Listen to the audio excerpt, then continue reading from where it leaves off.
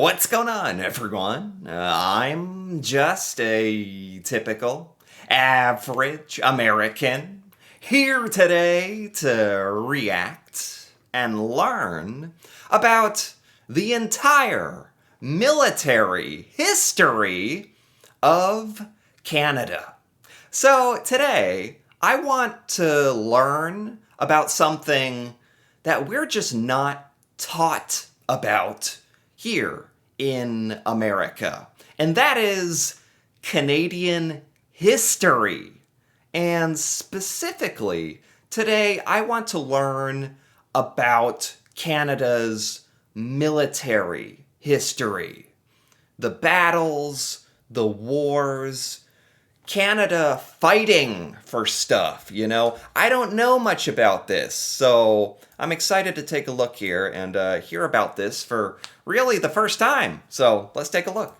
Imagine a country so polite they say sorry before shooting back, where soldiers stormed enemy trenches and then probably apologized for the mess, where beavers are national mascots.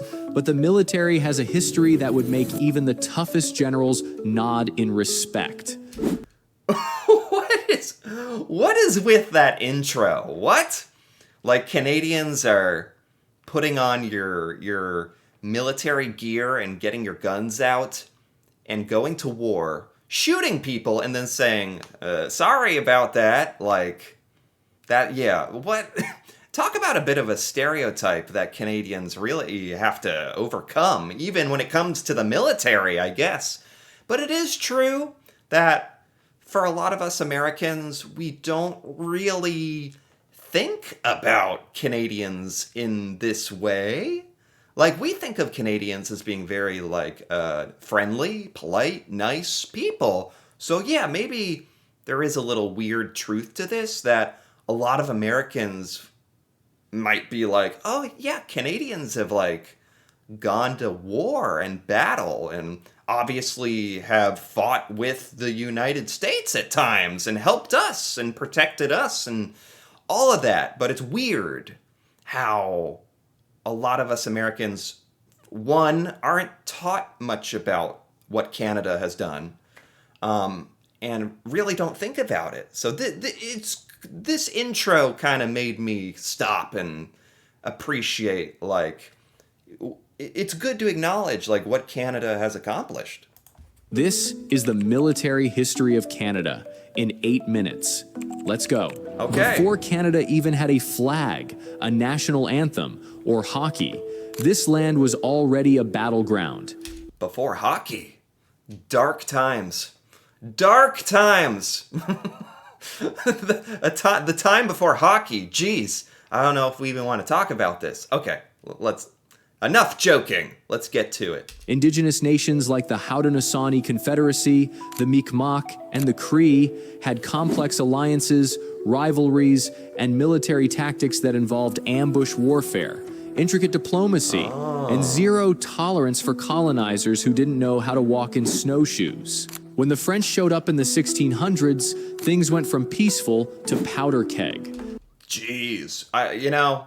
Yeah, you got to start somewhere. And maybe this isn't the most glamorous place to start for any country, really, like the United States included. When we first came to, where the United States and colonized it and fought against the Native Americans, that's a thing that happened. And yeah, we certainly don't we learn about what Canada went through to get founded, and the conflicts that you guys, the initial settlers, had with the original inhabitants of Canada and the land and the fighting. And yeah, it may be kind of an uncomfortable topic, but it's history, so we gotta acknowledge it. They built forts, traded beaver pelts, and made friends and enemies among local tribes. Oh. Then the British... Oh, okay. Maybe it wasn't that bad. Is this going to take some kind of dark turn, though? Arrived and did what the British do best: colonize and argue about tea. Cue over a century of war. Okay, well, we're just going to blame the British for all that stuff. Colonized and drank tea. What the Who wrote this? Okay, anyway, yes, that's what happened. All right. War between French and British forces, plus their Okay, hold on.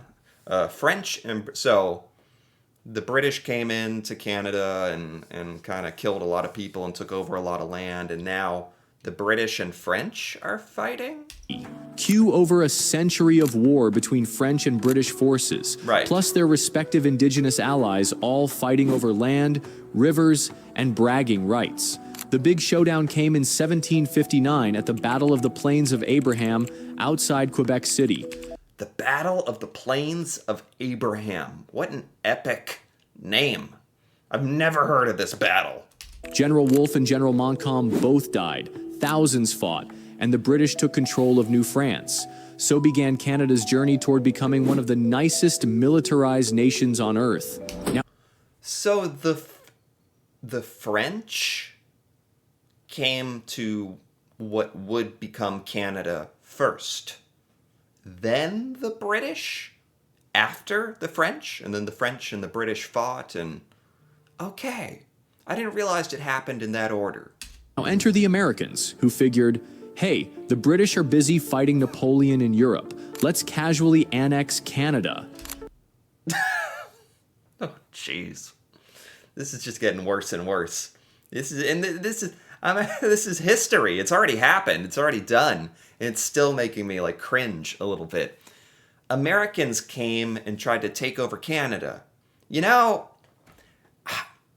I'm going to be really honest.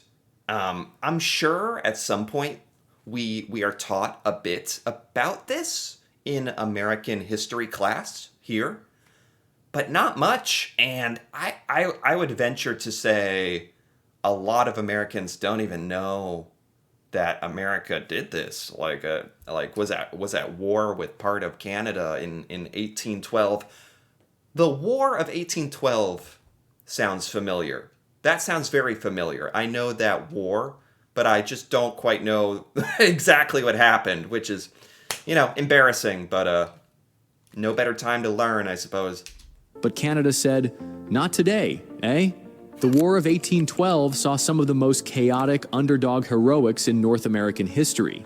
British regulars, Canadian militias, and indigenous warriors, especially under the command of Shawnee leader Tecumseh, Oh, wow. held off wave after wave of U.S. invasions. Wow, yeah. You better believe this is not how it's taught in America. We don't talk much about the War of 1812. I think you can take specific classes on it, but you better believe we're not taught oh yeah, then Americans went in trying to kill British, French, and indigenous soldiers wave after wave. So it's kind of good to get the Canadian side of things here. There were battles at Queenston Heights, Chateauguay, and even on the Great Lakes where ships fought like angry canoes with cannons. The highlight? A counterattack that reached Washington, D.C., where British and Canadian forces, alongside Royal Marines, literally burned down the White House. See, this... Okay, that's when this happened, because I guess I'm just kind of bad at history, because there's events throughout history that I am aware of, and I have trouble placing them in the correct order, or when they happened, or exactly the details. I had heard about this White House burning down. I learned about that on the internet. We were never taught that the White House was burnt down in school. I don't remember that at all. I don't know if we're embarrassed about it or whatever. I don't remember that at all. Yes, Canada helped torch the presidential mansion. What? America rebuilt it, painted it white to cover the scorch marks, and conveniently never brought it up again. No, we never brought that up again. Not even here in America. That is not a well-known fact in America. You would think that would be a very well-known thing. The White House burned down that one time. I think a lot of Americans have never heard of that. At the UN, as the 19th century rolled on, Canada was piecing itself together like IKEA furniture, and naturally, some assembly required bloodshed. The Fenian raids, That was when Irish American veterans of the U.S. Civil War decided to invade Canada to somehow pressure Britain into giving Ireland independence. What? We tried to invade Canada twice? This is a kind of embarrassing, I think, for America and our education system, because this is another America-Canada conflict that I haven't heard of. Canada's response: you brought a grudge match across the border? Really? Then came the Red River and Northwest Rebellions, Oh boy. where Métis communities, led by Louis Riel, pushed back against government overreach and broken promises. The Canadian military, still in its early stages, sent troops west via the brand new Transcontinental Railway to crush the rebellion. Riel was captured and hanged, sparking national controversy. French Canadians saw him as a martyr. Jeez. English Canadians Yeah, Louis Riel sounds a little bit familiar. I almost want to say that came up in a Canadian Heritage Minute that I watched a while ago. The name sounds very familiar. called it job done. But what it really did was prove Canada needed a real, centralized military force, not just volunteer dudes with mustaches and opinions. Yeah, but it honestly seems like Canada actually did pretty well in a lot of these conflicts. You burned our White House down with this ragtag group of Canadians, like militia, normal people who got their guns and went to battle in a not really an organized fashion. So anyway, it took all the way to World War One. Is this saying? When did Canada get a formal organized army? Then came 1914, and Canada, as part of the British Empire, entered World War I with a massive patriotic push. Oh, wow. And wow, did they show up. Over 620,000 Canadians enlisted. Not bad for a country with just 8 million people. That's incredible. And the population of Canada back in World War I was only 8 million. Wow. And like 1 out of every 16 people was fighting in the military. That's incredible. In the mud of the Western Front, Canadian soldiers fought at Ypres, the Somme, and Passchendaele, places so miserable, historians still cry when they say the names. But it was at Vimy Ridge in 1917 where Canada really made history. Okay. 4 divisions, united under Canadian command, pulled off what French and British troops had failed to do: take the ridge. With careful planning, maps in every soldier's hand, and more artillery than a fireworks finale, they pulled off one of the most iconic victories of the war. Yeah. Like Canada, especially here in America, you don't get enough credit. I'm convinced of that. You just don't get enough credit for everything that you've done. Like the contributions during World War I, this Vimy Ridge thing, like this is just stuff we're not taught about, and it's really a shame. It's really kind of disrespectful in a way.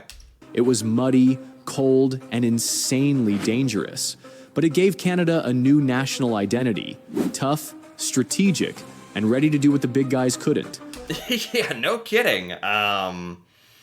Like I said, Canadians, for better or for worse, you have an image in our mind, in Americans' mind, of being like nice and kind, which is a great thing. But you're really also like some of the most badass military and soldiers like in the world that like actually get pretty scary.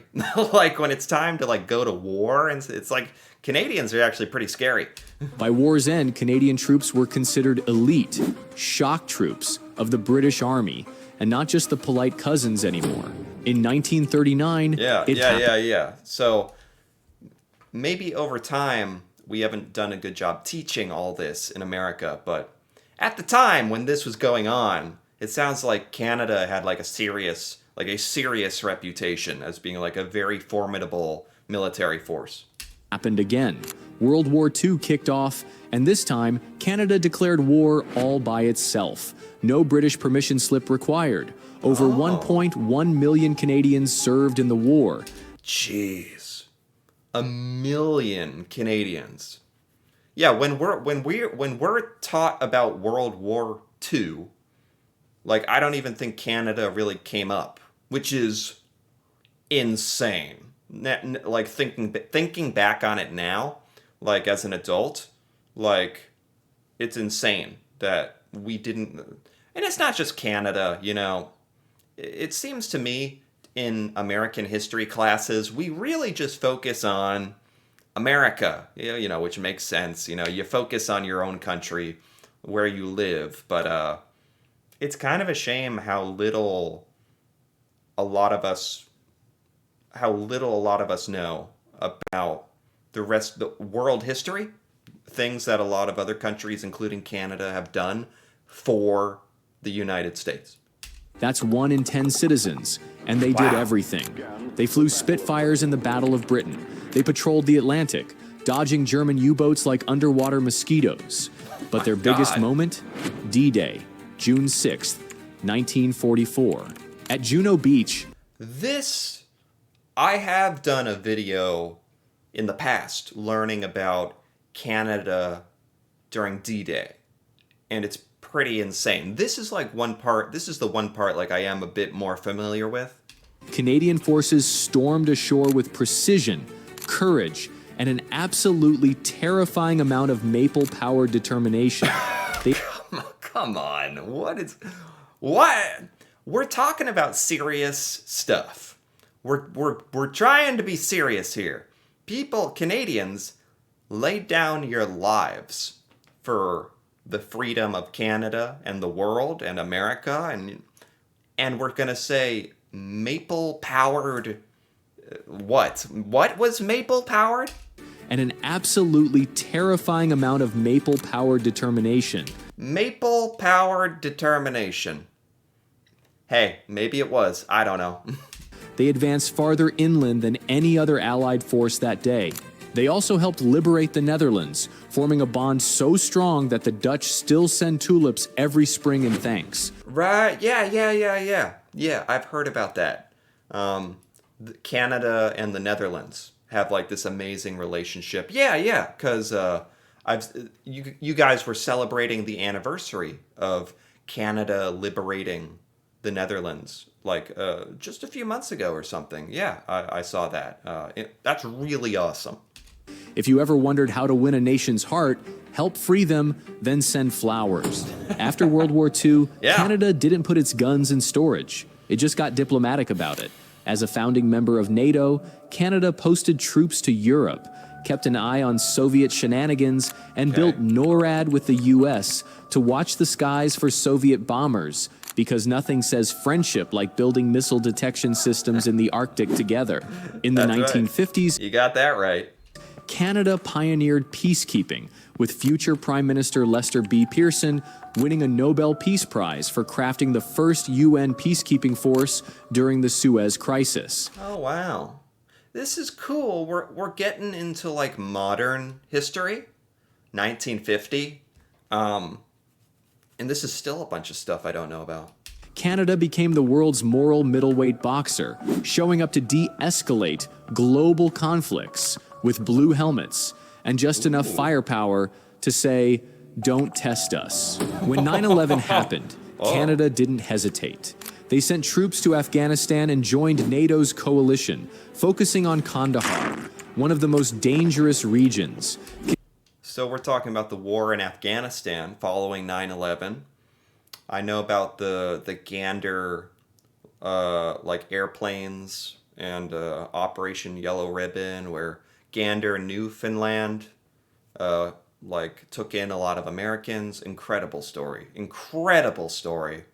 that most Americans don't know about. Again, unfortunately, that's just very common. You know, as an American, one thing I've realized is how little Americans know about this kind of stuff. Unfortunately, but yeah, the war in Afghanistan. Talk about another war where Canada was helping the United States, and we really a lot of us don't know about this. Canadian troops built schools, fought insurgents, and earned serious respect from their international allies. And then there's JTF 2, Canada's super secret special forces unit that works so far in the shadows. Oh. Their motto might as well be, "You'll never see us, but we were there." Okay. These guys operated with U.S. Navy SEALs and British SAS, taking down high-value targets, collecting intel, and making terrorists rethink their life choices. What is this? JTF2? JTF2? That's like Canadian Special Forces? I've never heard of that before. Is that like that's like the US Navy SEALs or something, like the best of the best in Canada? That's cool. I've never heard of that. Think of them as ghost operators in snow camo. Today, the Canadian Armed Forces are compact but highly professional. Around 68,000 active personnel, but backed by world-class training, cutting-edge tech, and a lot of cold weather expertise. Wow. They're investing in drones, cyber warfare, next-gen submarines, and Arctic defense, because let's face it, when the ice caps melt, someone's gonna want that sweet, sweet oil. Is that a thing? Is that? Because I know there's a lot of, like, conflict over the north. Like, is there a lot of oil? I thought it was, like, for shipping routes or something opening up, or... yeah, that's interesting. Canada's ready. From Operation Reassurance in Europe to disaster relief in Haiti, Canadian forces continue to prove that you don't need to shout to make an impact. Oh, I guarantee around the world, when people need help or peacekeeping or humanitarian aid, people probably love it when Canadians arrive. Because Canadians have a very, very good reputation around the world. You just need grit, skill, and maybe a couple of snowmobiles. So, what is the military history of Canada? It's 1 part fierce and 5 parts humble. It's elite troops wrapped in politeness. It's trench fighters, beach stormers, peacekeepers, and quiet professionals who show up when it matters. Wow. Wow. That was great. That was great. And that was much needed. That was like very overdue. Because like I said, even me as an American myself, like I'll admit, I didn't know a lot of this stuff. Yeah. But we live in a day and age where you can watch a YouTube video or go on the internet, for God's sake, and look it up. So I'm glad I did, because I have a sort of a newfound respect for Canada and your history and military, and this was really cool, actually. So anyway, if you enjoyed this as well, feel free to give this video a like or leave a comment, especially if you're Canadian. Feel free to give your thoughts on Canada's military history and everything that was discussed here. That'd be cool to hear about. And if you're interested in more videos like this, me reacting to Canada and learning about Canadian culture and seeing Canadian things I've never seen before, feel free to subscribe for more. And until then, thanks for watching, and see you next time.